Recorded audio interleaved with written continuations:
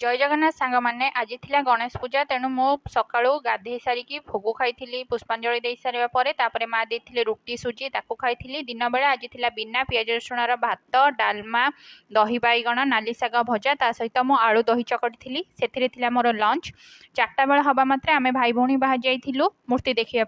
प्रथमे आमे जो मूर्ति जगह को पेंडाल को जाइलु सेठी हमको चरु सहित किसी सेव बुंदी मिलता भोगरे तापरे नेक्स्ट पेंडाल को आमे जाइलु भगवान को दर्शन करने को पिला बेलू मोर मूर्ति देखिया प्रति अहेतुक आग्रह सारा आकाश क्लब रे प्रसादर व्यवस्था आमे सेठू केवल खीरी खाइलु ता सहित कंतोले पंचमुखी हनुमान स्वरूप गणेश होते देखी सहित आगु को जाई अन्य जगह माने देखी